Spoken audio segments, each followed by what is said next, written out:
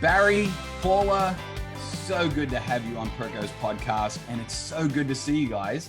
Thank you so much for jumping into the conversation and helping us to look after the souls of our spouse and our marriage. It's so great to have you. How are things in Sydney today? How are things in your neck of the woods? Well, we've got a bit of a cloudy day here today, James, but we're looking forward to this podcast, I think. We're not quite sure what's going to unfold here. So It'll be an exciting hour or so to be with you. Yeah, and just before we started the conversation, we were reminiscing a little bit.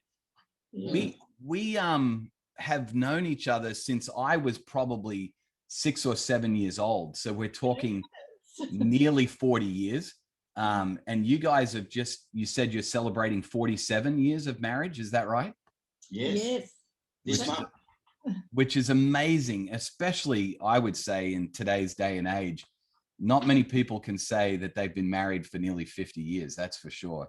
And I'm super stoked to be able to have a conversation about marriage, about caring for the souls of our spouse and each other, because it's such an important topic, I think, so relevant. But before we get to that, I thought we'd have a little bit of fun. We like to start off our podcast with some questions that are a little bit fun. Normally, when I'm interviewing a guest just as an individual, I'll ask them some either or questions, a list of them, like tea or coffee, and then they tell me what's their favorite, that kind of thing. And we go through a short list. But today, I thought we would do a little bit of a unique question and answer time with the idea of the newlywed game. So you guys have been married nearly 50 years, and I've sent you some questions individually that has taken you back in time. What's that, Baz? It doesn't sort of fit there that we're newlyweds. So yeah, but I think it'll be fun to see how well your memory is. That'll be good. So the first question that I sent Barry and Paula before we started the podcast was, what did your spouse wear on your first date? And Paula, you responded, you said that you went to Barry's grandfather's farm, and you're pretty sure that he wore some long pants for slashing, because sounds like you were slashing some paddocks or something like that, and a t-shirt. Barry, true story or no? That is a true story. Yeah, true story. And you said, Baz, I should have twigged back then. He's such a practical person, the long pants, Yeah. And I was supposed to be working on the farm, and I just wanted to swim in the river. She wore play clothes, and she should have worn work clothes. Yeah, work clothes. She did not come prepared. Not at all. So our differences emerged right in the beginning. Yes, yeah. Well, and you got this right. You got this right, though, Barry. You nailed it. You said, hey, I took her out to my grandfather's farm, and you said that she wore some casual clothing or play clothing. Yeah. I was trying to be nice. Yeah, exactly. All right. So the next question I asked you both was, who said I love you first? So you both answered correctly. Barry did. So Baz, tell us a little over eager, maybe, Paula. What was the situation there? No, I was very shy in those days, actually. And even he was the one to instigate our first kiss as well. I think you asked us that one. I did. That was the next question. Outside of the Royal Prince Alfred Hospital, outside the nurses' accommodations. So were you a nurse back in those days, Paula? Yeah, very young. We met when I was about 15 and a half. Oh, wow. Okay. Yeah. So I was very young, very not connected to my inner world or myself or anything like that. So I was quite shy and quite, I just let him take the lead.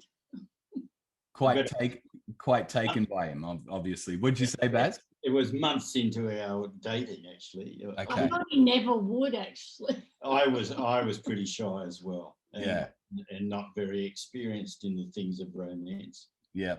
So how old? Attracted to his kindness. He was probably one of the first truly kind men I'd met. Wow. And how old were you guys when you got married then? I had just turned 21. Okay. So and Barry? I'd be 24. 24. Okay. So the next question I asked, I love this question. Who's the better driver? And I'm actually going to share Paula's answer to this, because You both got this correct. You both said, Barry just immediately said that Paula was the better of the two drivers. But I prefer reading Paula's answer to the question. Paula said, I've only had one fine the entire time that she's been driving. Barry, on the other hand, has a problem with red light cameras. I love it. I love it. So, Jace, many times I've been in an intersection at night time and it lights up like a Christmas tree as the camera catches me in my indiscretion. Oh, that's so good. It's like a flash pot goes off in the middle. Boom. Yeah. Oh, I've done it again. Oh, so good. For those that are listening from overseas that are not familiar with the Australian driving conditions, we have a lot of cameras compared to the rest of the world that take care of our speeding and especially our red lights and kind of curb the enthusiasm of perhaps drivers like Barry occasionally. Yeah. So the next question I asked was, name the best gift that you've ever gotten from your spouse. So here's what I'd like to do. Barry, what do you think Paula said was the best gift that you ever gave her?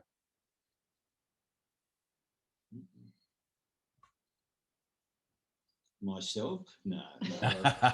That's a good one. You wish.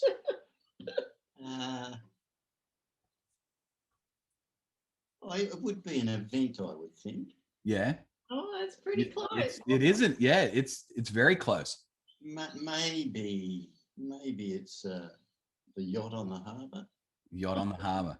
Close. Yeah. Not in the same. I think hemisphere, but it's still an event. So a hot air balloon ride over Masai Mara. Yeah. That would have been a fantastic. That was spectacular. Yeah, great experience. Paula, what do you think Barry said? I would think it was when I came to him and said, please forgive me for wanting you to be God in my life that only he can be. I would think that was very freeing for him. It was like a weight lifted.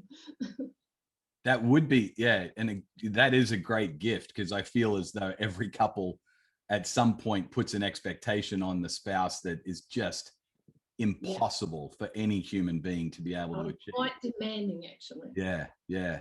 No, he said that you gave him the gift of a romantic weekend in the Yarra Valley. Oh, I'd forgotten about that. Yes, that was fabulous. Yeah. So that's super fun. I love that question about the gifts. You guys nailed the next question like to a T. I asked you, if you won the lottery, what's the first thing you'd buy together? You both said that you'd love to get a nice unit or a beach house around the beach, Lennox Head specifically. Oh, there you go. But then you also went on to say, or on top of, you'd love to give the finances to be able to build a pediatric hospital in Nithin, I believe. Am I pronouncing that correctly, Nithin? He works with the slum children in India. Yeah. So unpack that for me a little bit. What's the connection there? What's the passion? Because you both said the exact same combination. We've been living too long together. Nithin's I call him the George Mueller of India. He's just this lovely younger man who has a heart for the slum kids. And I can remember one time we were going around, we were having a meeting with him and his team, and we were asking them what their dream was. Yeah. And he began to cry. Wow. As I am. And to share what his dream was. And he said, what I would love is to be able to build a pediatric hospital for the kids. And his wife has an accounting background, and he's got these tears streaming down his face, and I just see her with her eyes teared up as well, look at me and just roll her eyes as if, wow, that's impossible. Yeah. But they all just loved him as a leader, and they just hugged him. And if I could, God willing, or somehow God would supply it, I would love to be able to say, Ninton, build it. Yeah. Maybe somebody, Barry, listening to this would say, I have a way for that to happen. Wouldn't that just gives me goosebumps. Yeah. We serve a big God. He can do some amazing things, and he can do it again. And The Jason, next question I asked you guys was, who's the better listener? This one's intriguing to me, the responses. So Barry was quick to say that he's the better listener. Paula says that it's debatable. So I'd love to have a public debate about this on the podcast. Let's debate it out and find out who's the better listener here. Why did you say debatable, Paula? What are your thoughts? Because I'm trained in listening and I'm very good at it with other people. Yeah. But in our relationship, I'm not so good at it. I don't believe. And I can very much turn the conversation where I want it to go. Yeah.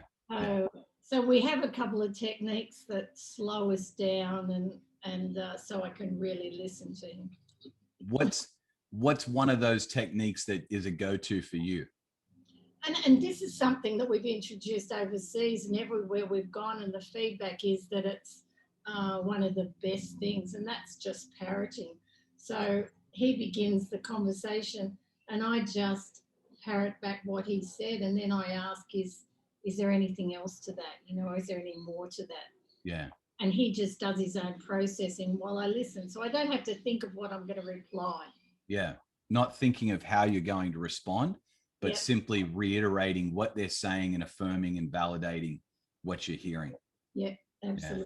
and I sit there and I'm able to talk without expecting something back immediately. Yeah. And so it gives me space to just, I call it like skating on an ice pond. Yeah, round and round, and there's a hole in the middle, and all of a sudden you come to the hole and boom, you slip through. Yeah. And then you get into the meat of what's going on. And that's been a really helpful thing for us to do, to just slow it down. Because I can hold my own stuff because I know it's my turn next. Right.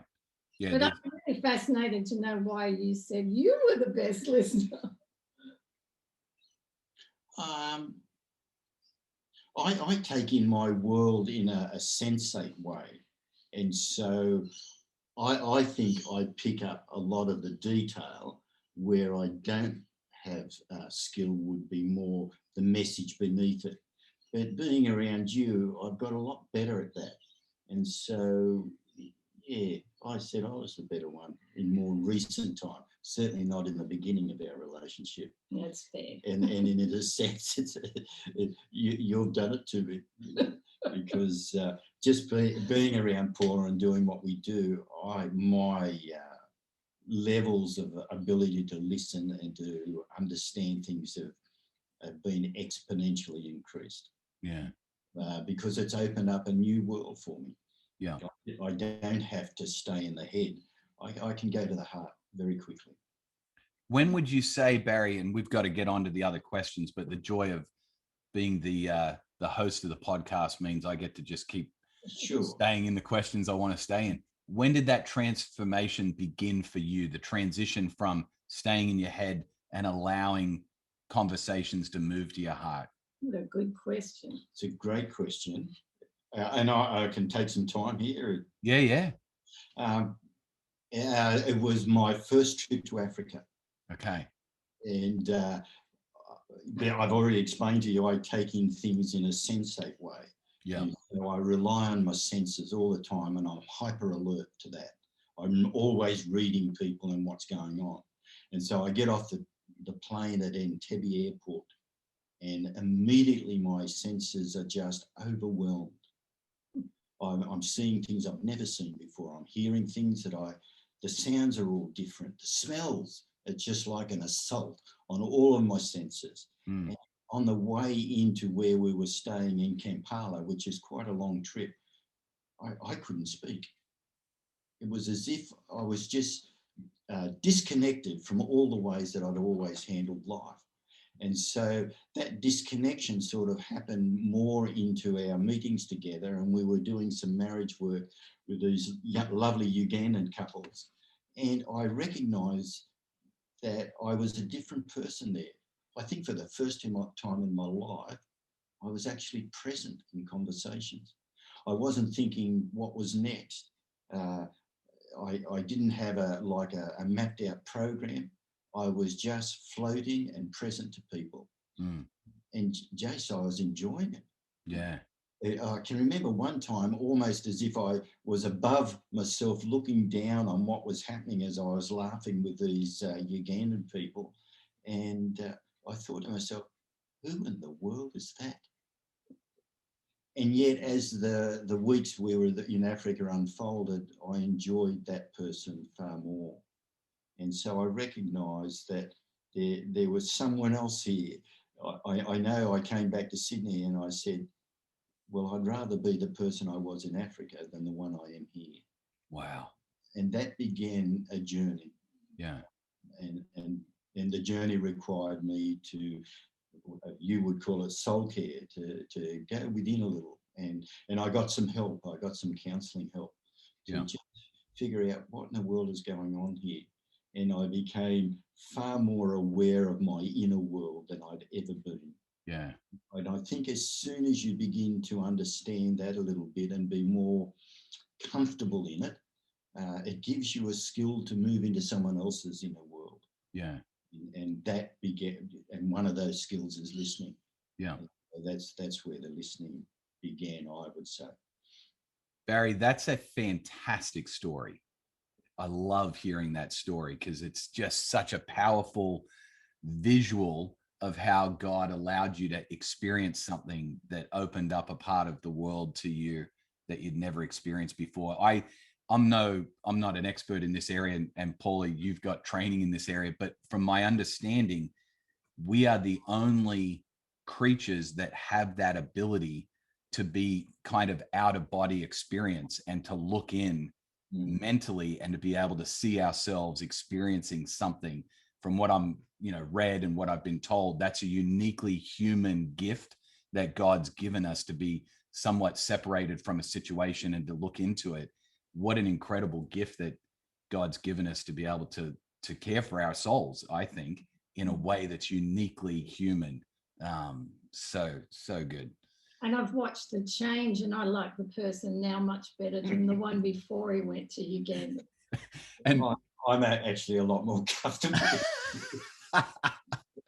I've said many times, I don't want to go back to the person that I used to be before the transformation around this area of soul care. And I love, Barry, you described about this inner world, and the working definition that I use for soul care, I leverage from a mentor of mine.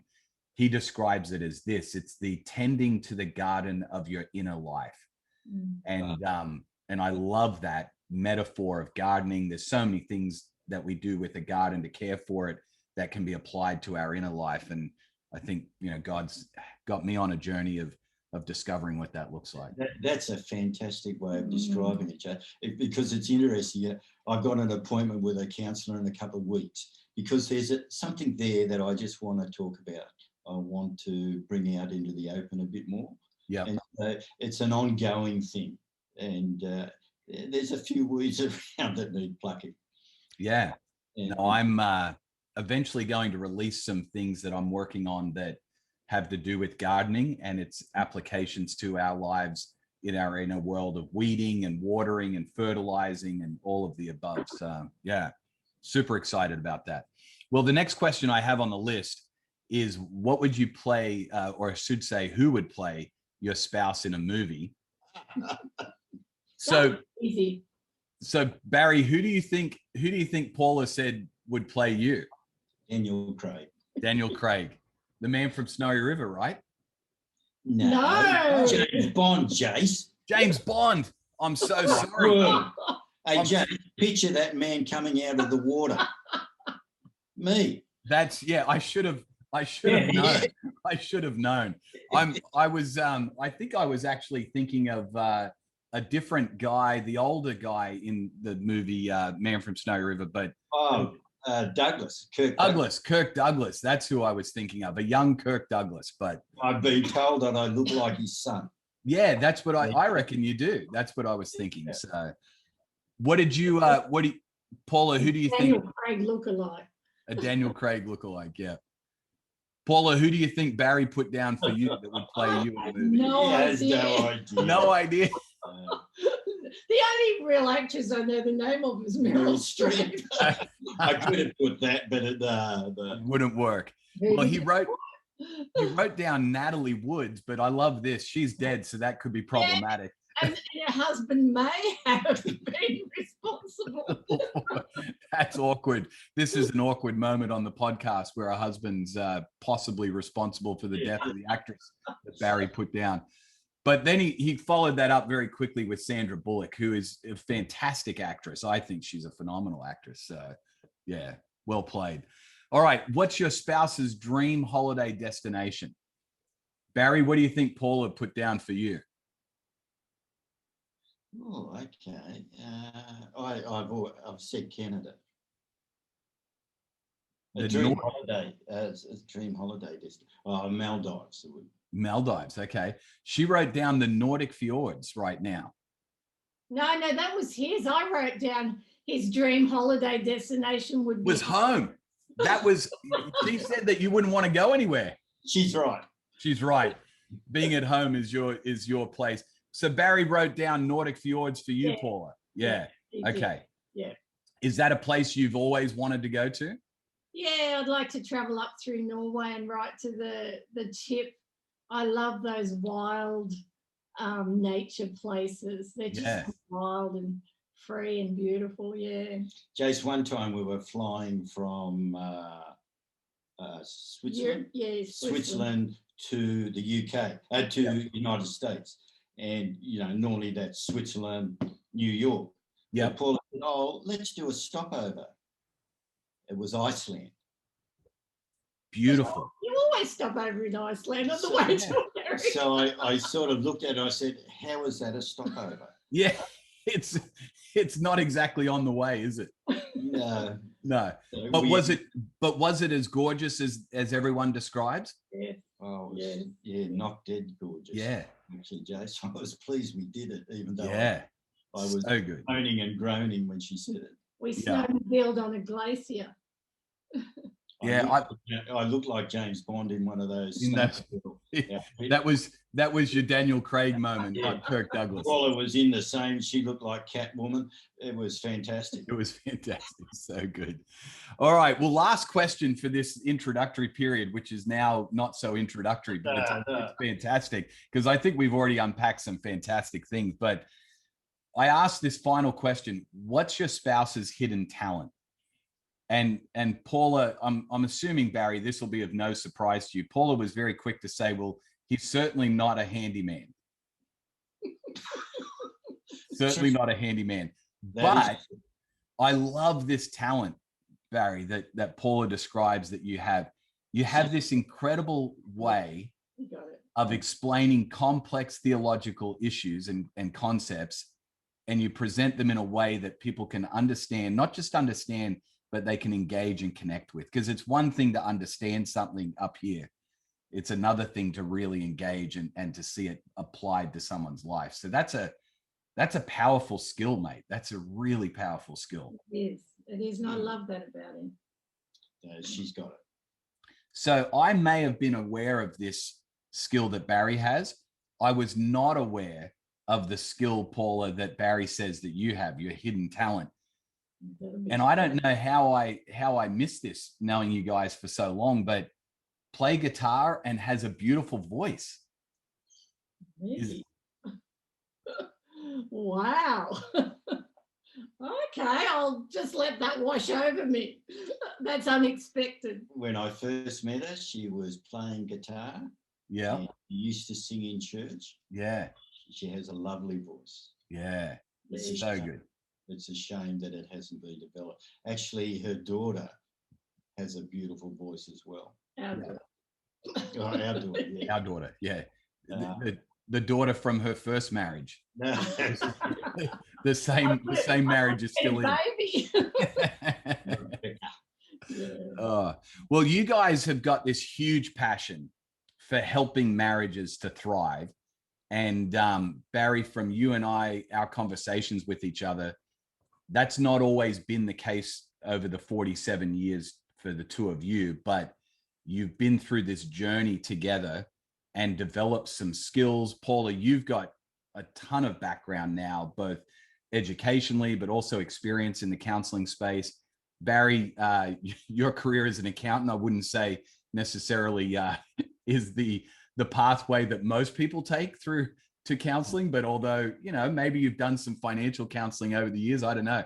But I'd love to hear the backstory of how you guys have come to this passion and how you've been led to help couples thrive in their relationships, both educational background, Paula, on your side, but then even just your own experience as a couple that's led you to where you're at today. I'll let Polly do the educational background, but Jason, our journey began because we needed it. Yeah. I can remember I was in the garage at a home and I was painting the wall, and both of us had sort of gone to our own corners after a failure of a church plant, and I was just struggling with the sense of failure and disappointment and, you know, asking God, how come? And I was just within myself and quite isolated from Paula, probably blaming her for how it had happened and what had happened. And so I'm down there painting, and I can remember she just came to the top of the steps and she put her head around the door and she said, "It's over for you and me. We'll stay together for the sake of the kids, but it's finished." And I was just stunned. Yeah, I don't know what I expected would happen because of the behaviour that I'd been exhibiting toward her. I don't know where I thought that would end up, but here it was, and all of a sudden I was faced with the reality, this is over. I haven't got it anymore. All of my dreams, all of my goals, all my hopes seemed to just shatter and fall on the floor of that garage. And I was just completely gobsmacked, a mess. And so I had no idea of what we would do from that point on. I can remember going to God, even though I wasn't happy with him, and just saying, well, I don't know what it is to love. You're going to have to teach me. You're going to have to show me. And so I went to Paula and I said, I don't believe I've loved you. I think you've been a very good friend to me, and we've got a lovely companionship. And I'm not sure I know how to love, but I'm asking God, and I'm going I'm willing to find out what loving you is all about. Mm. And what did you do with that? Yeah, we'll see. That was my response at that particular time, because the lead up to that is we'd come back from America where we'd lived for a few years, and we had our daughter just a couple of months after we came back. She was our second child, and in those days nobody did grief or anything like that, so we just kept going. Yeah. And I had our daughter and really deep postnatal depression, and the ensuing years I felt really left alone during the most painful time of my life. And when we had the church plant and that failed, it was almost like a resurrecting of that. You know, here, this is painful and you're on your own, and you know, we're near me. And so I made an inner vow that said, to need people hurts. I'll never need anyone again. Wow. And you're going to be the first. Wow. And I just became very cold and hard, and you know, it's been the rest of my life trying to reverse that vow, and learn to love and be present.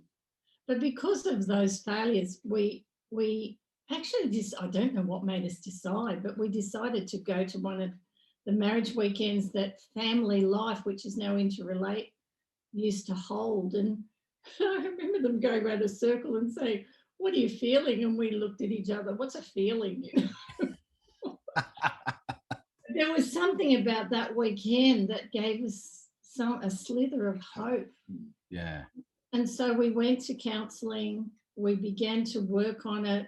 I'm still very reticent inside.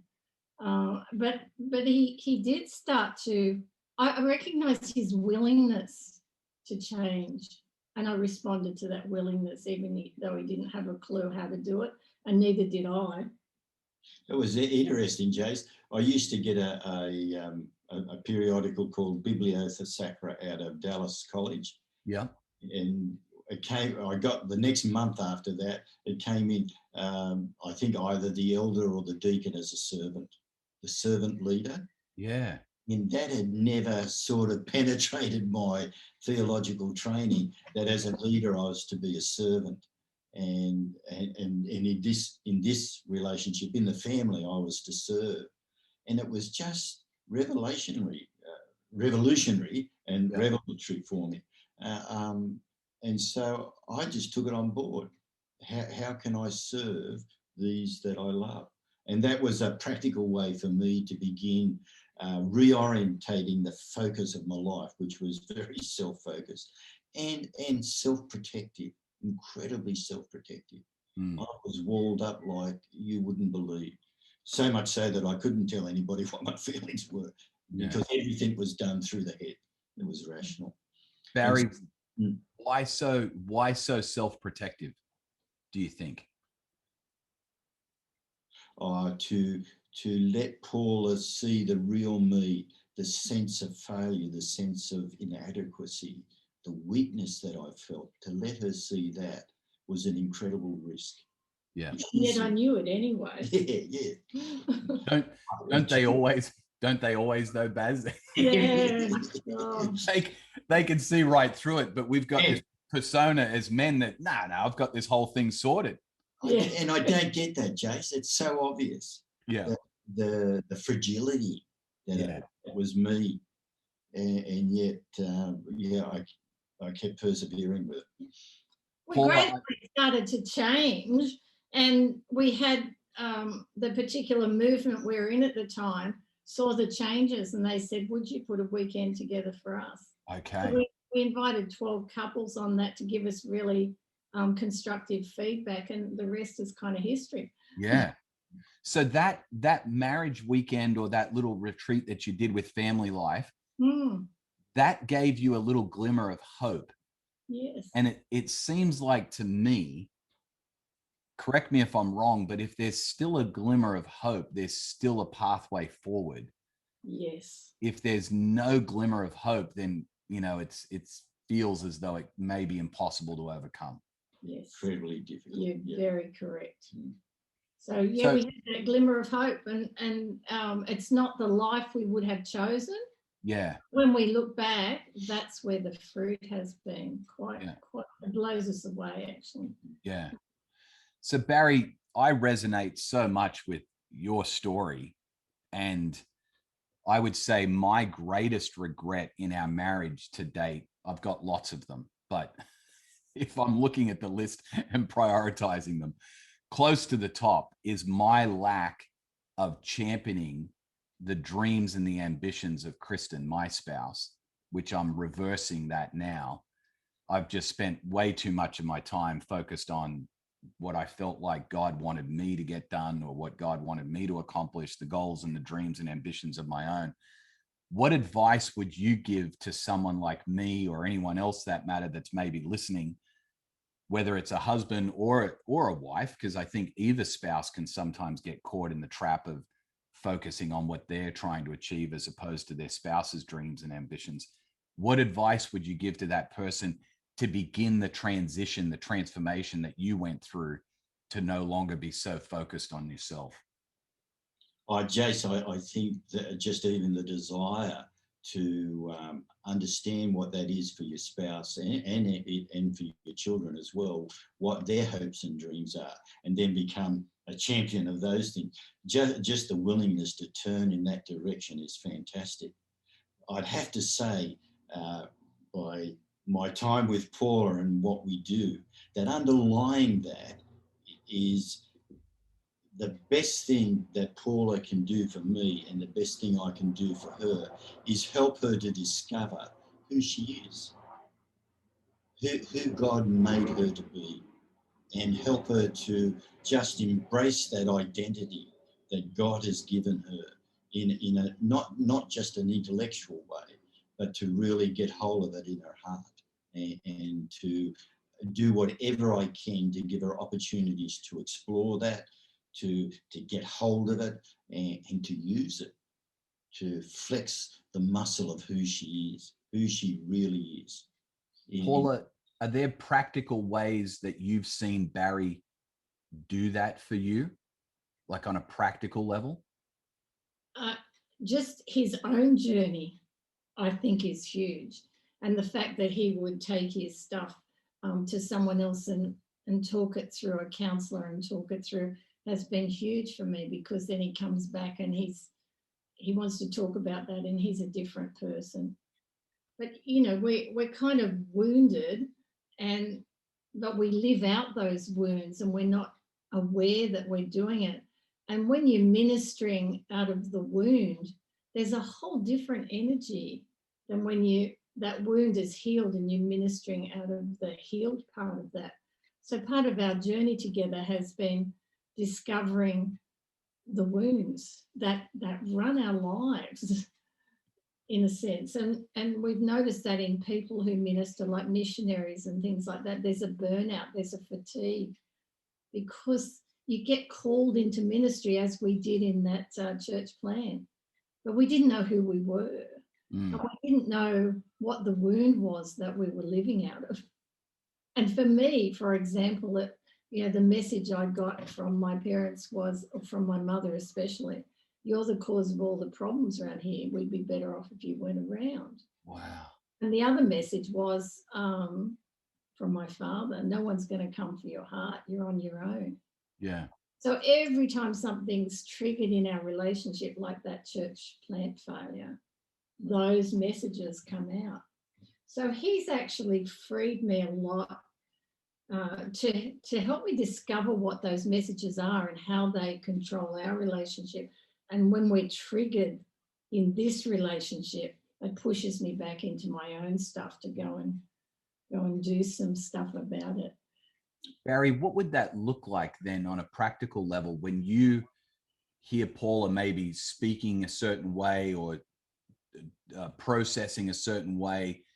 Do you help her to identify, hey, what's the underlying message behind that, and then maybe redirect to, what's Christ's message in that? Is that what it looks like, or would it play that out for us?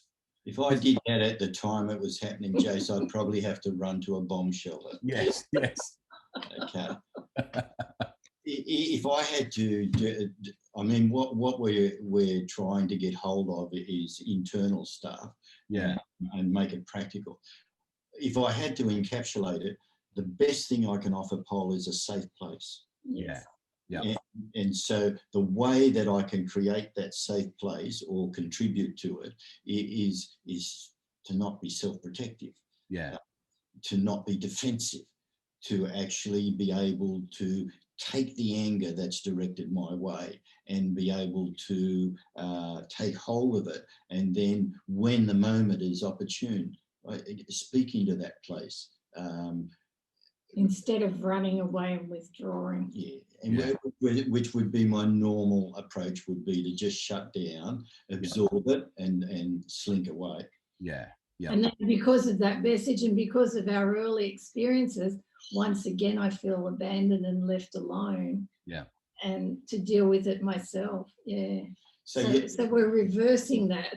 And, in my field, we call it a corrective emotional experience. And as we do that with each other, we actually experience that with God.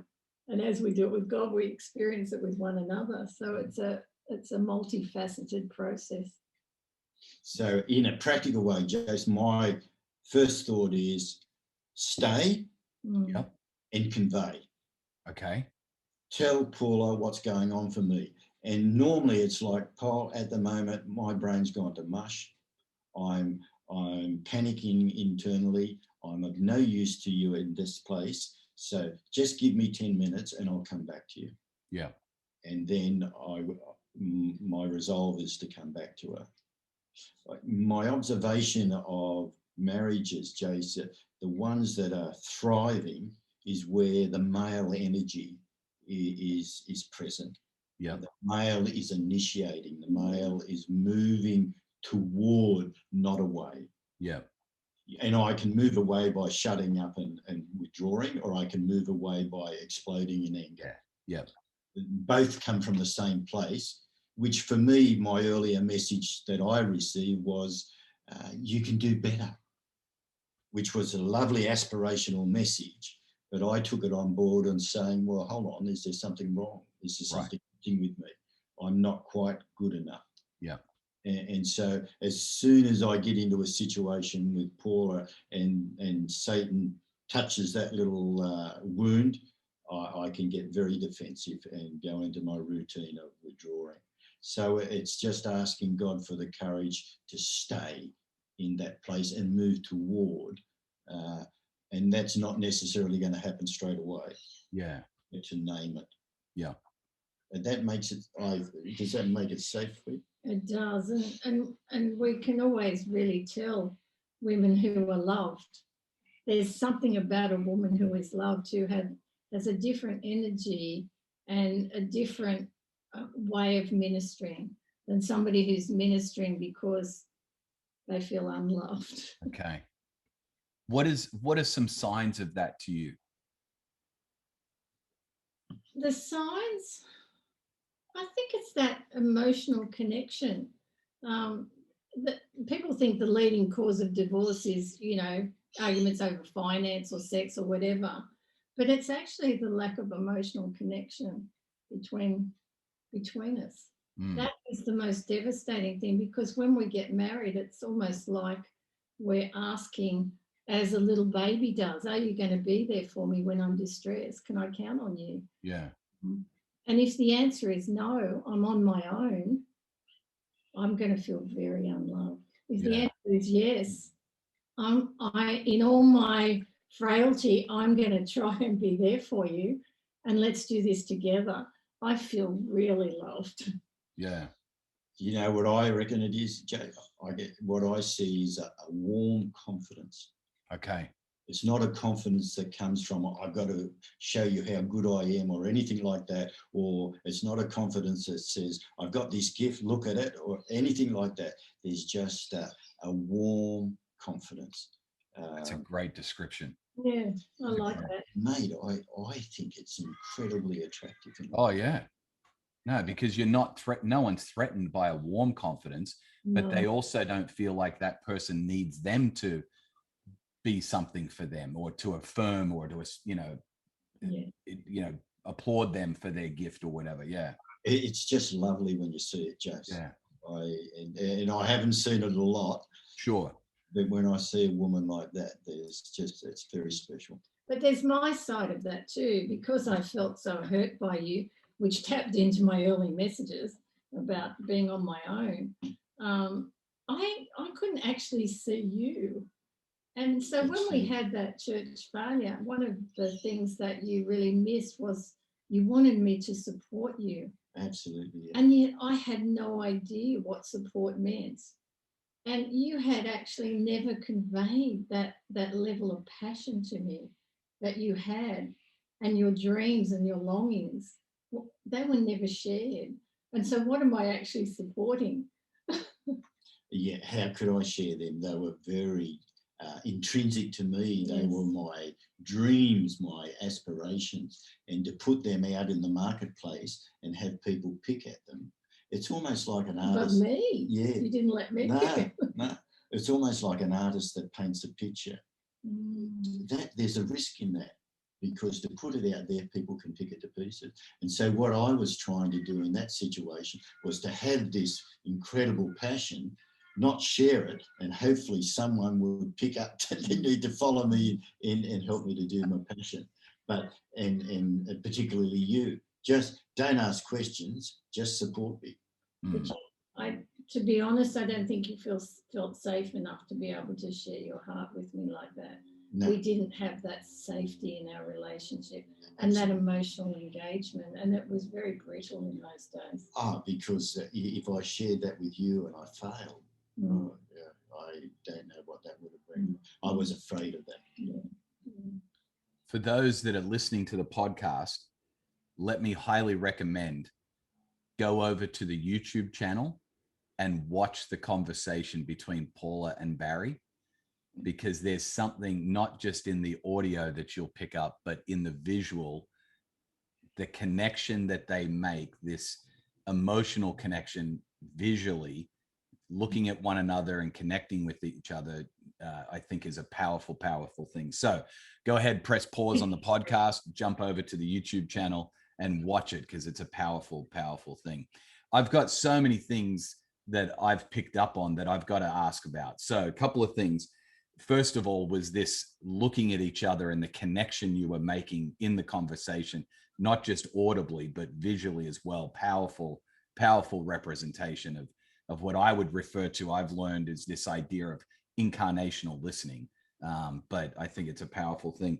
The other thing you mentioned, Paula, a bit ago, you said that the pathway that your life took after the failure of the church plant was not something that you would have chosen. Talk to us a little bit about when you think of that pathway. I've been, I can't remember who it was that the quote comes from, but I think it was Parker Palmer that said, we need to listen to our life to really discern the pathway that our life has for us, as opposed to us trying to carve it. And I've butchered that quote, but you guys have taken a remarkably different pathway, but you said it was far more fruitful. Maybe unpack that a little bit more, from the journey that you guys have been on, that the trajectory you thought you were going to go on, and then the trajectory that you've actually been on. I think it was John Lennon that says life happens while you're making other plans. Yeah. That's exactly it. And I think that's sort of like Parker Palmer, isn't it? Yeah, it's close enough. I love Parker Palmer stuff. But for you, Barry, when you gave your heart to the ministry and you felt really called, I know that you wanted to be the next Billy Graham. You loved that pulpit ministry and you loved the local church. And then when we had that failure, it's like those dreams all just shattered. And so we had to get into this marriage stuff, but you wouldn't own it at the beginning. You saw it as my thing. What changed about that? I think I was in my mid-50s, and I think I was sitting at this desk actually, and just looking out the window and saying, God, what's my life been worth? Where have I made a difference? What's this all about? And I just sat here and thought back over it. And the thing that God kept bringing to my mind was the marriages that had sort of done a 180-degree turn. And it was very satisfying to think of the couples that my memory was warm as I thought about it. That's where my life has been used to make a difference. And so from that point on, I grabbed hold of that ministry and I left the other things behind, and I said, okay, this is where I'll go. And that was such a relief to me, because you did own it, and it just changed from that place on. And I think another thing, we had a few adjustments to make, didn't we? Oh, we did, because we have different ways of approaching things. Yeah, we do have slight differences there, don't we? We do. We're still working through those. That always brings out a little risky connection when we begin to prepare something together, doesn't it? It does. But once we get through that initial awkwardness and brittleness, God has put some wonderful things together in us. Absolutely. And I always think that when we talk to a group of people, we cover all the bases, in that you appeal to those that are intuitive and adventurous, and I appeal to those that are sensate and wanting stability and order. And we've actually worked something out through that. So the fact that we're sitting up there thinking, how did those two do it? But the educational part helped too, because I don't know who quoted it, but they said, if you want to learn, teach. Yeah. So I joined Wesley Institute when that was around, and that's quite a story in itself, how God made that happen. But then, you know, a little bit into it, the head of department comes in and says, who wants to go to Uganda and teach the leaders about trauma? We've been invited to come. And of course, I put up my hand, I'm in. And 3 months later, Barry said, do you think you could just talk to me next time about that before you make that decision? So I went, and we had people from Rwanda and the Congo and all the surrounding Sudan and all the surrounding countries. And it was really hard. I don't know why I ever went back. It was really hard. And I thought, who am I from the West to teach these people about trauma? They have experienced things that I probably will never experience. But then I came back and I said to Barry, do you think what we do here with marriages would help people over there? Because there's something in the collective society where they want to take it back into the family. And so we started working with couples. And of course, in the North, they had a 20-year war, which was quite horrendous. Yeah. So we started working with those couples. And then I had a student come across from Sri Lanka to do the Masters of Counselling, and he knew what we did there, and he said, would you come back? Yeah. Would you come over to Sri Lanka and do it there? So we've been doing that till COVID. Yeah. It's a 30-year war. And of course, in these places, I mean, I don't know if I'm getting off track now, but in these places, we don't have a place in our Western brains for that sort of trauma. It's just huge. And so it was kind of like trial and error for a long time. And we would be vicariously traumatized, and it would come into our relationship.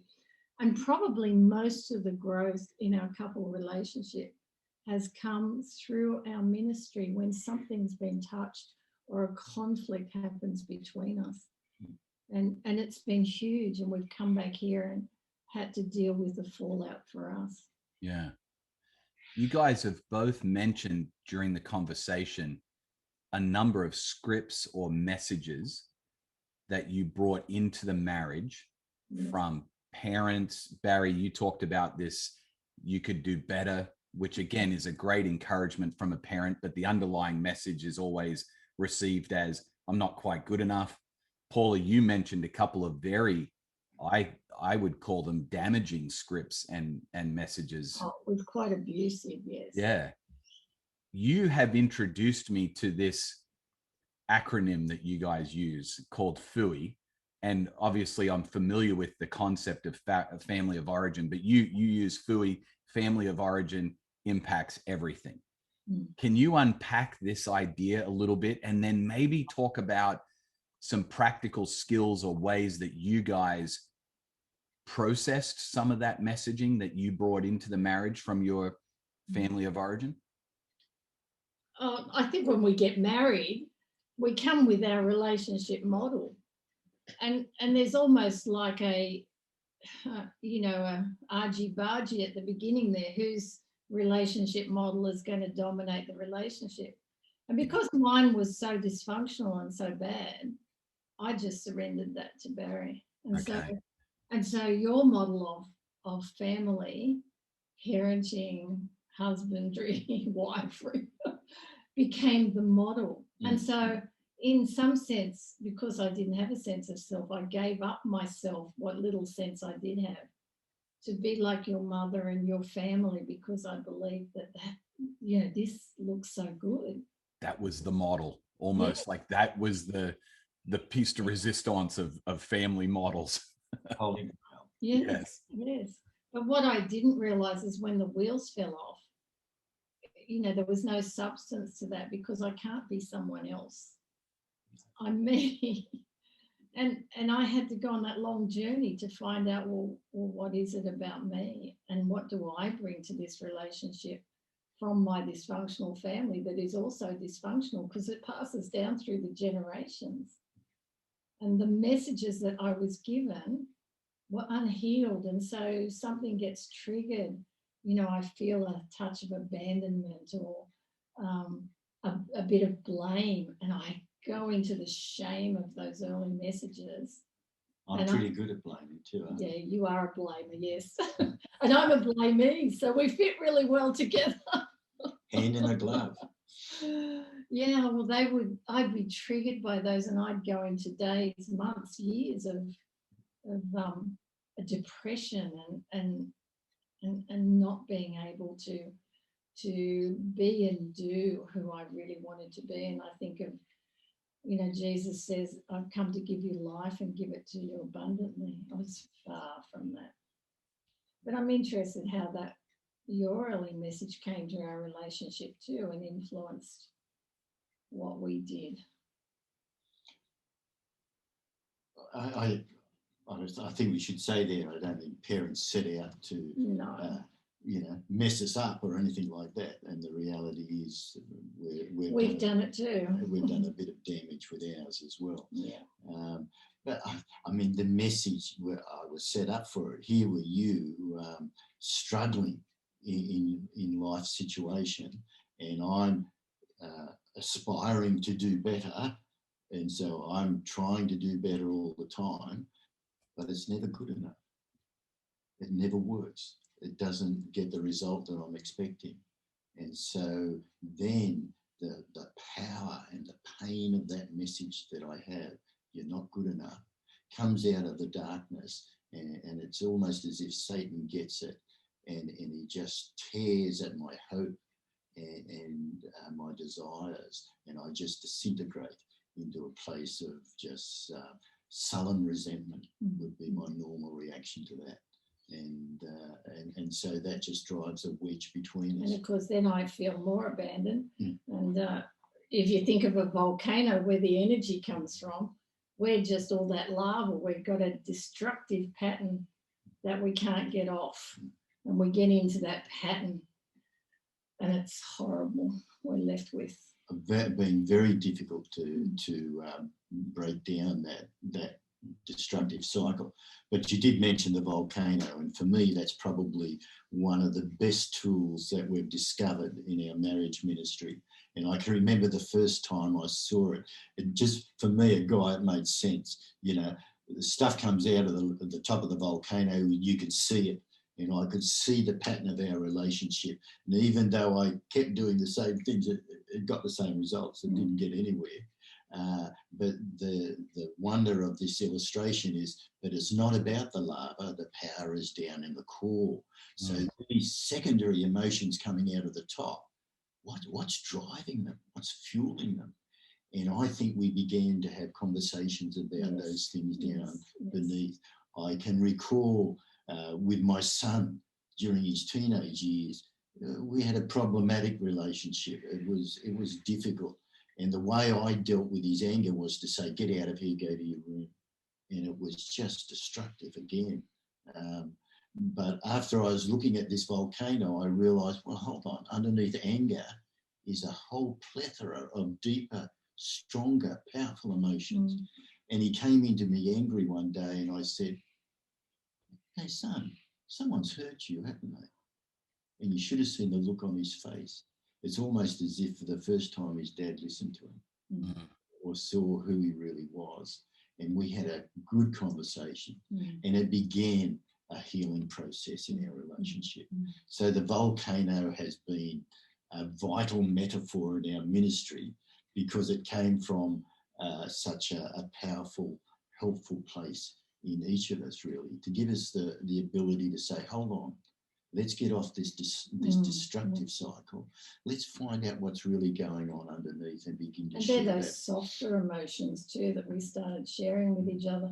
And it's only fairly recent years that we've learned that even below those emotions, like inadequacy and abandonment, are those messages. So they fuel those emotions which fuel this destructive cycle at the top. Yeah, my pattern is you could do better, you're not good enough. That goes to a sense of inadequacy and powerlessness and even abandonment.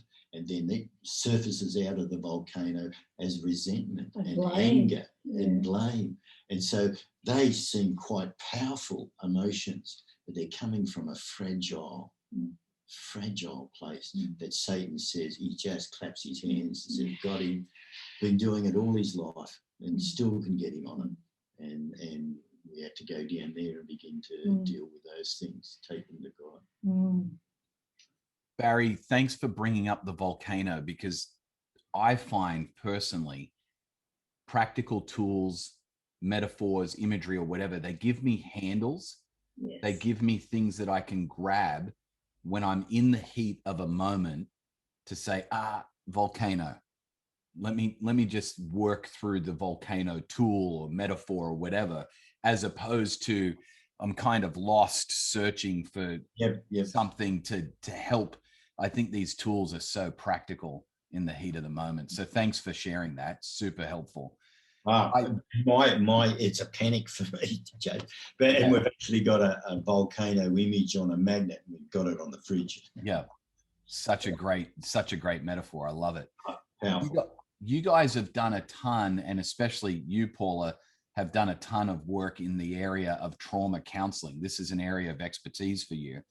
One of the things I've noticed in more recent years, and maybe it's my work in pastoral ministry, or maybe it's my own personal experiences with trauma, I feel like nobody is exempt anymore from a traumatic experience in their life. And it can be at different levels of trauma. Like, I recognize we in the West, we're clueless about 20-year or 30-year wars in our own country that bring trauma levels that are just, unfathomable for most of us.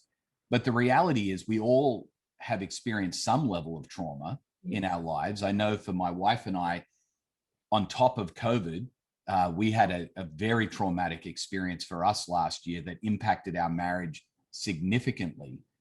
How do you find, in your experience, Paula, trauma impacting marriages most often? What areas would you say you're seeing it the most, so that people might be able to say, okay, how can I pay attention to that, identify that it's trauma that's impacting our marriage, and then maybe maximize their ability to find healing through that process? Yeah, we all respond to trauma differently depending on our background. Like, I might have a more reactive response, say, than Barry, because basically he had a secure upbringing. But I didn't. So, I have more of a propensity to be traumatized. COVID is something that's not that COVID's been there, but the results of it have always been there. They're just now in our face. We've never been able to control what matters to us most. Yeah. There's always been uncertainty. It's just that we've been able to distract from that. And one thing we've learned about working with trauma overseas, when we think, oh, what's our trauma compared to theirs? Trauma is trauma. and we just would have conversations about trauma in our life that would give others permission to do that. But Jason, interestingly, Susan Johnson, who founded Emotionally Focused Therapy, she said something really telling. It's not what happens to you, but into whose arms you can fall. So it's not what happens to you, it's into whose arms you can fall. And, you take a baby, when it's distressed, it wants some arms to fall into. If I take my granddaughter up the park, she can enjoy herself because I'm there. I'm there for her. And if something dangerous comes into the park, she can look at my response and be comforted, and I'm there for her. It's the same in adult relationship.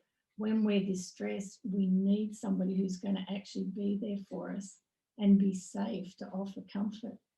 And there's a couple of research studies that I found in my own research that I thought were very telling, that when we're emotionally connected with a key person in our life, we are more resilient from things like chronic illness, war, past abuse, rape, all those sorts of things. But it's also in things like hurt and betrayal and abandonment, and we've been talking about that. It's distressing. I also need someone safe there for me. And one of the studies of breast cancer patients found that those with no support network were 4 times more likely to die from Wow. illness than those with 10 or more close friends. And in another study, I found this one interesting. This was in 2008. The researchers asked people to climb a steep hill, and they're standing at the base of this steep hill, and they're to estimate how tough it would be to climb this hill. Those standing with a friend or a spouse, they gauged that ascent to be much less steep than those who were standing there alone. Much more gentle. I find that fascinating. Yeah. So if someone's there holding your hand through a tough experience, it's going to be less tough. And Judith Herman, one of the real trauma people that, one of the scholars in trauma, calls trauma a violation of human connection.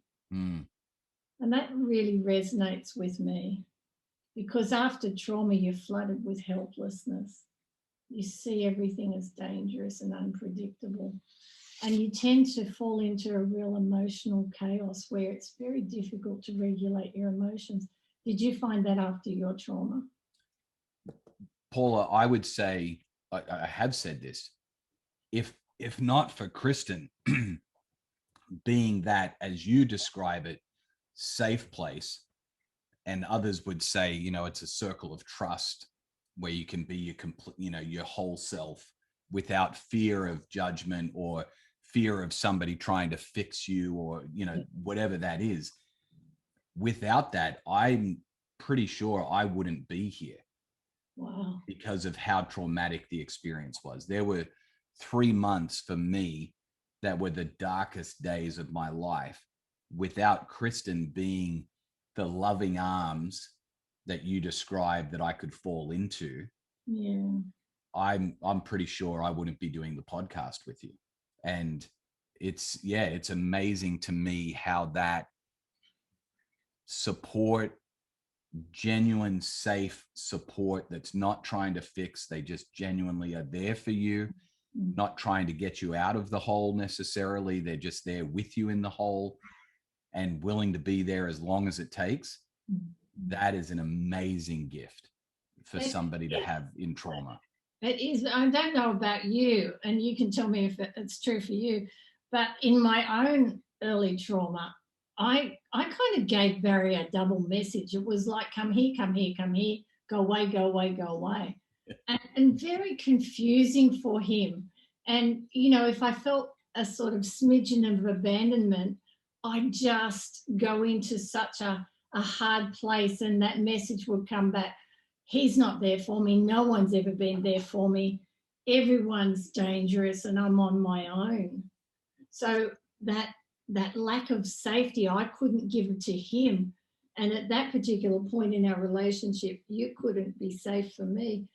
But I believe when we started to understand that this was about trauma, we started to break the cycle and heal. Would you agree?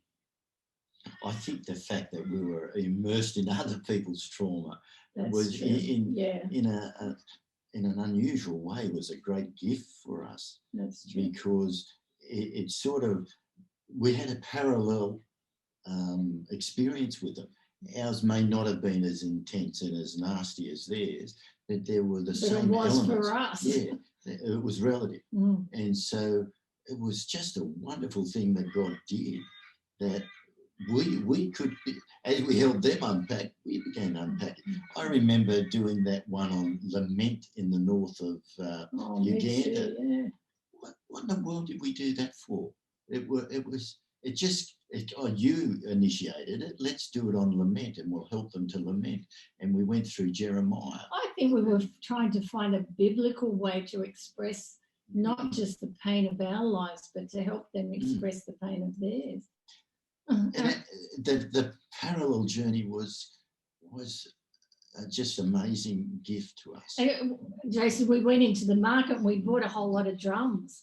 Yeah. Drums, and we took them to our meeting, and we gave a rationale for lament as a way of God's containment, God's emotional containment for us. Mm. And we put them in groups and we asked them to compose a lament about their trauma.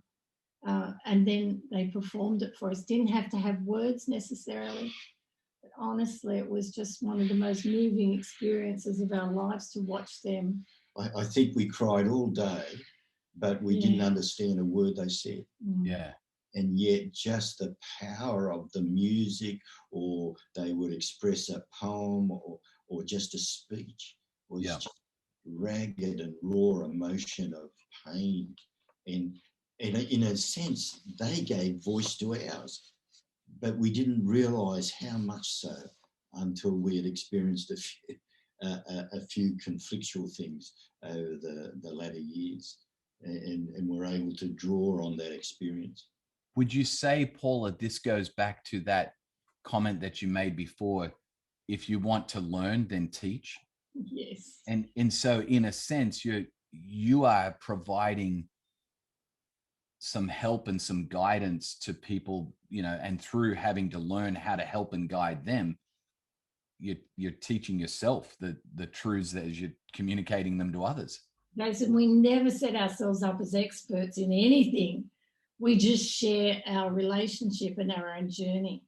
And that vulnerability seems to give other people permission to be vulnerable as well. So you guys have just hit the secret behind the podcast.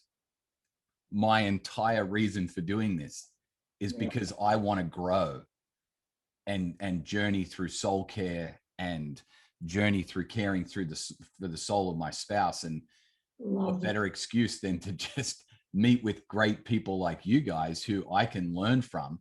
And then as I have these conversations, I think to myself, why wouldn't I want to share this with others that might benefit from the same experience and the same things that I'm learning? So that, by the way, that's the secret of the podcast. If anyone's willing, we're on the same page.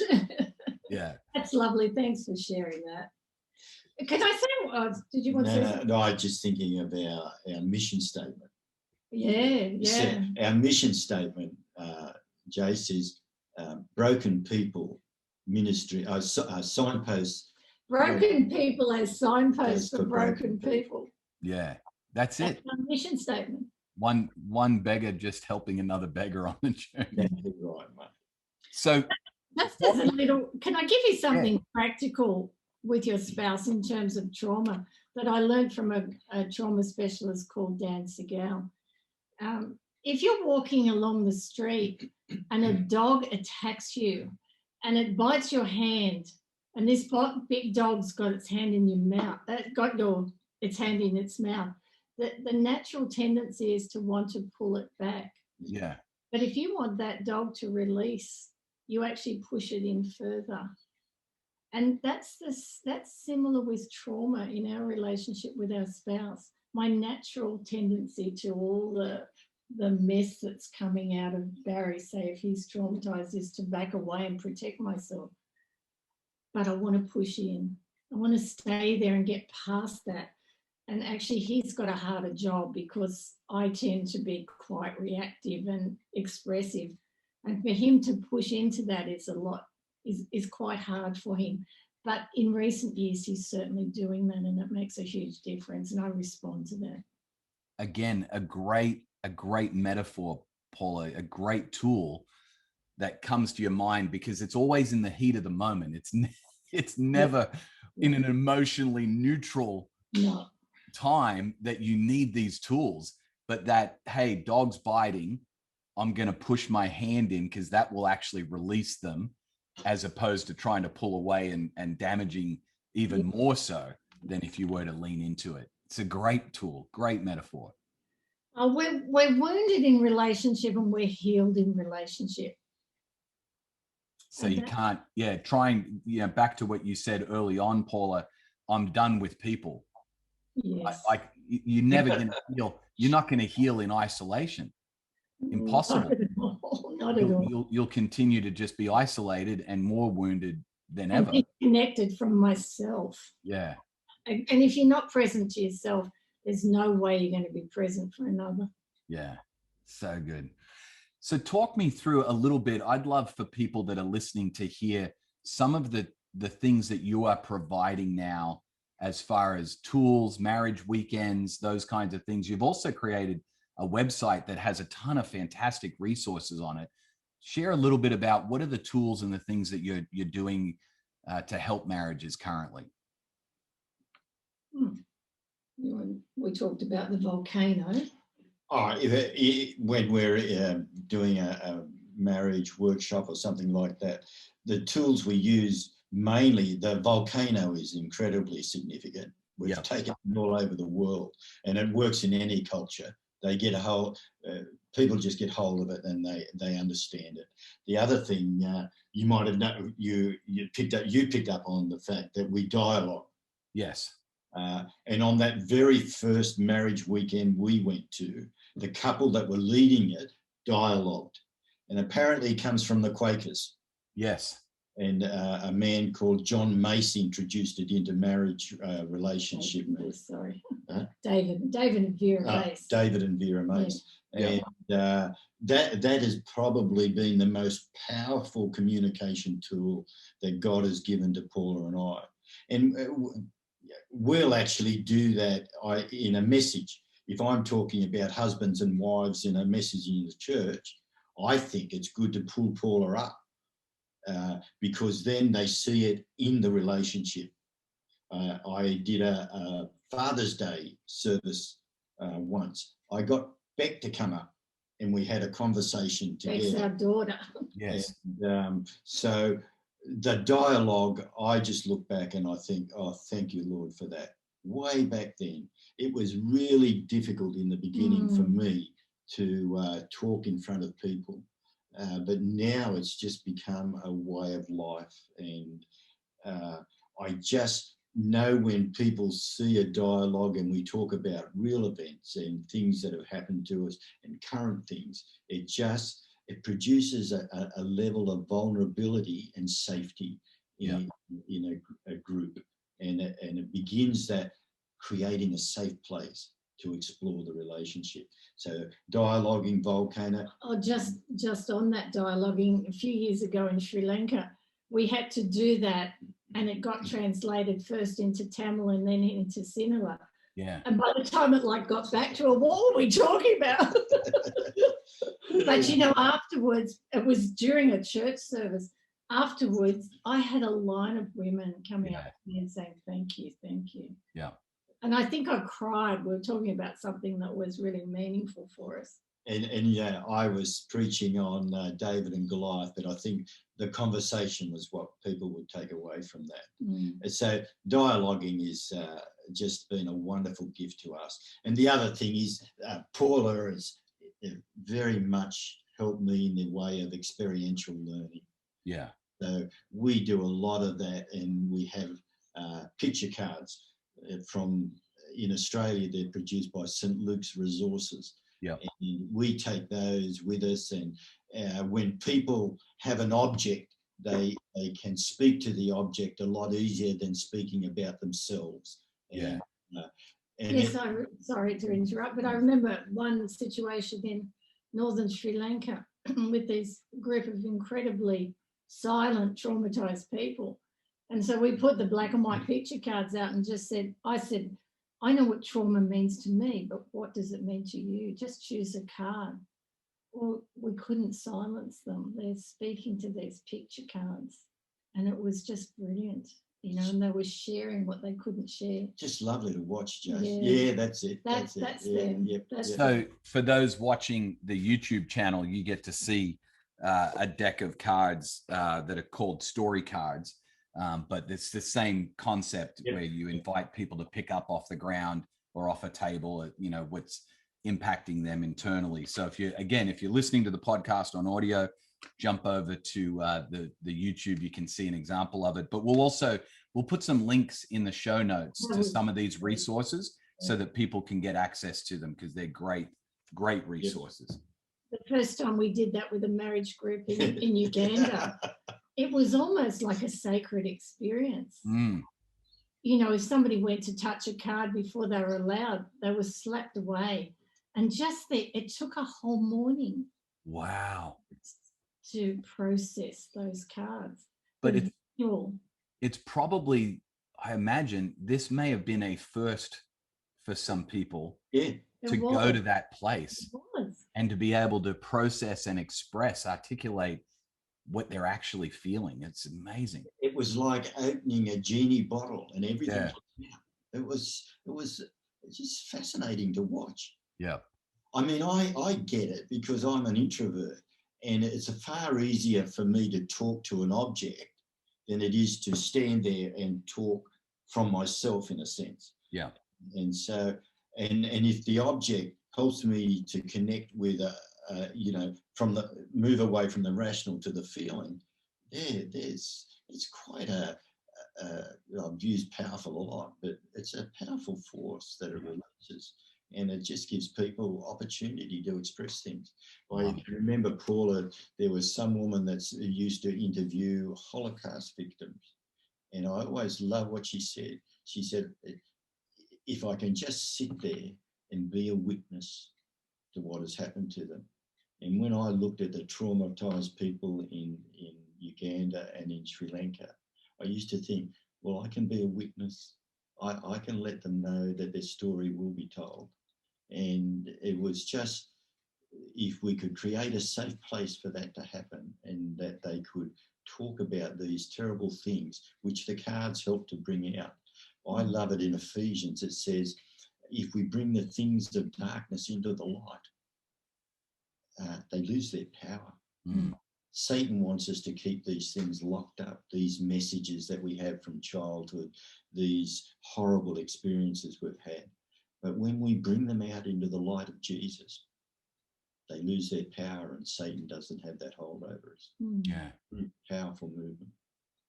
And We've talked, go ahead, Paula. Something that I wanted to just mention is for those who sort of say, why do you go to developing countries and take your Western values and concepts and things? We have discovered that in India, in Sri Lanka, in Africa, and we've been to countries in Africa, there's a universal longing for connection and closeness, even in arranged marriages. Mm. There's still that universal longing, and we tap into that. It's that idea of being a witness, isn't it? Yeah. It's like, I want to be known by someone. I want to be known, and I want to know someone else. Probably goes back to Genesis chapter 2. I was just going to say, I have a feeling that because we are made in the image of God, who, by the way, is community by definition, Father, Son, and Holy Spirit. Yes.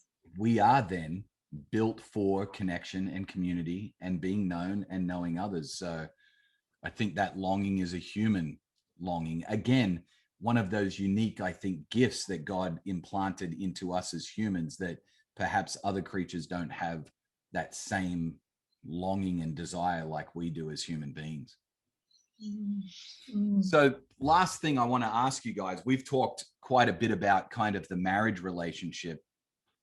Maybe, and I think, some of this will run over into what we've talked about, but are there practices that you do individually, not together, that you would say are part of kind of a soul care rhythm for you? That is the individual practice of saying, hey, I want to tend to the garden of my own inner life so that I can give the gift of a healthy soul to my spouse and those around me. If you have some of those, what do they look like? Interestingly, a lot of ours are linked, aren't they? Because like after we go overseas, we call it purpose and pleasure. We'll actually stay in that country or somewhere around there and do the pleasure part, but we're processing individually and together the experience that we've had rather than just come home and life overwhelms. And I think part of that processing for me is I love nature. Yes, we both do. I enjoy the ocean. Yeah. And so just to walk down a beach and see a sunset or feel warm water around me and catch a wave, it's restorative. Yeah. It just makes me feel good. And so we do nature bathe. We bathe in nature. I love that term, nature bathing. I love it. So And good. we can actually do that together, but by ourselves. We can let that silence sit between us. Once a year, we've been doing it for as many years as I can remember. We have 3 weeks up north at the beach. Yeah. And I just say, give me 3 days and I'll come back to you. Yeah. And I read, and I just spend time with those books that I can't read, during the year. Yeah. And our times with God up there, both individually and then sharing it with each other, have been really special. Yeah. Well, both I'll go away on a retreat, silent retreat for a few days, just to wrestle some things out with God. Yeah. And when Paula goes away on those retreats, I'm at home and there's silence. You're on vacation apparently. Yeah, exactly. Your ideal holiday is at home. So I use the time as well to explore or do a bit of gardening. In your definition. And so it's that those are always the lovely thing about that, Jace, is I am supremely confident that when Paula goes away for a silent retreat, God will just meet with her. Yeah. And she'll come back and I'll be the one that's blessed. Yeah. And so initially in our marriage, when she wanted to draw apart and be away from me, I took it personally. Yeah. And it became a bit of a contention between us. But now I encourage her and I support her in that. And she never wastes it. It's a great experience for her. But for me, I have my place in the home where I meet with God every morning, and I love that exploration of Scripture, and I love the times when the Spirit of God gives me an illumination or a connection of things that I haven't been able to connect before. Sometimes it brings me to tears. Other times my heart is just full. And even though I'm not a good singer, I'll even burst into singing something. And I love those times. Yeah. And what I've been doing a more recent time is my mother is 96 now and she's in a nursing home and her memory's fading. Yeah. So I recognise that if I get to those periods of time, my memory is likely to change. And so I'm writing down little memories that I've had over the years of where God's intervened in my life, or where he's introduced me to someone that has just really thrilled my heart and lifted me. And so I write these stories down. And when there's one I think that is particularly significant, I'll send it to the kids. Yeah. And so in a sense, I'm exploring my life and relationship with God, and then I'm sharing it with the kids. And it's just, as I reflect, wow, what God has done has been just staggering. And so it just gives me a surge of love and appreciation of my Heavenly Father. Mm. Actually, I've got a great story just to, if you're wanting to end. We worked with a group in northern Sri Lanka of Tamils for about 5 years, just, doing trauma stuff and helping them just connect with life again. And we didn't do it for a couple of years. We just stayed in the main city, and we said to our friend Robert, who's Sri Lankan, could we have a reunion? And so we went up north again, and we thought we'd just kind of share with them some things and just connect with them. We grabbed the interpreters and say, how are you going? And the man with the sad eyes, as I call him, was doing really well. Mm. We get up there to do our thing, and they bring out a couple of robes and put them around us. And apparently we learned later that this is a very special Tamil ceremony to honour us. And they said, they thanked us for being part of their community, and said, you really now are part of our community and you're welcome back at any time. Wow. In that moment, we're just blubbering. Yeah. In that moment, all the pain of our lives made sense. Yeah. It was the most beautiful moment. Mm. Yeah. Go ahead. Go ahead, Barry. When I was in school, Sri Lanka was Ceylon, and all I knew about it was rubber and tin. And here am I in my 60s sitting in a little hut up in the north of Sri Lanka, and I'm thinking, how in the world did I get here? Yeah. What happened? And then, over my lifetime, I have struggled with a sense of, is God good, when it's felt bad? Yeah. It's been a real tough journey for me. But in that moment, God is good. Yeah.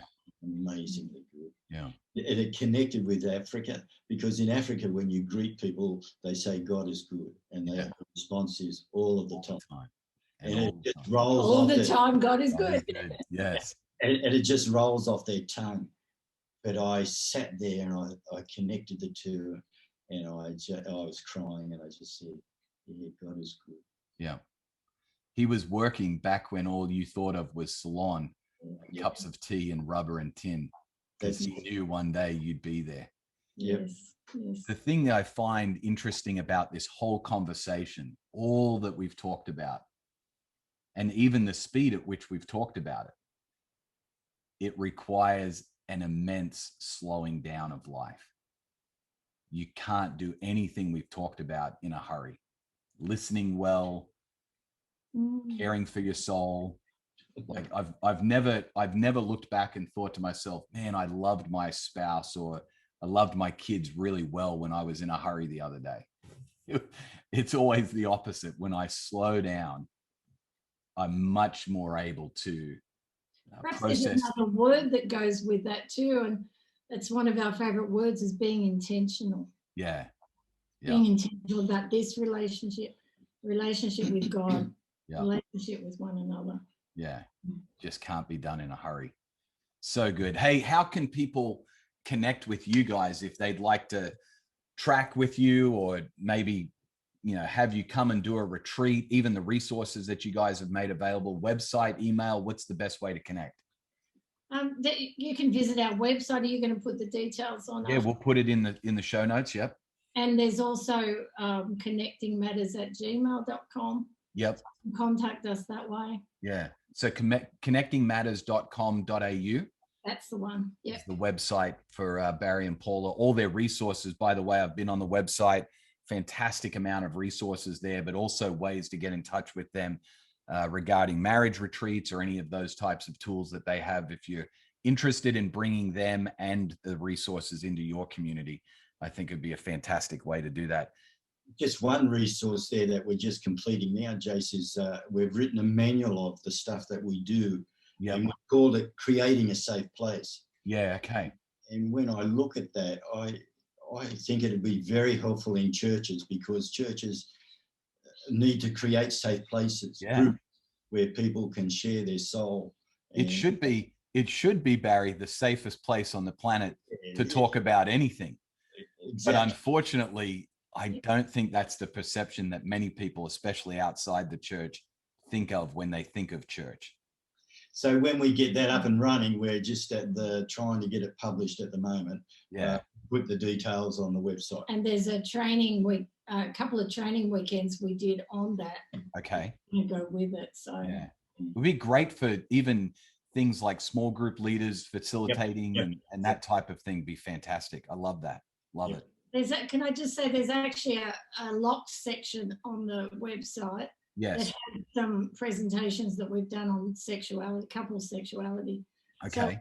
So if somebody wants to access that, I'm happy to give them the password. Just write to us and tell us what it's contact you through the website. Yeah.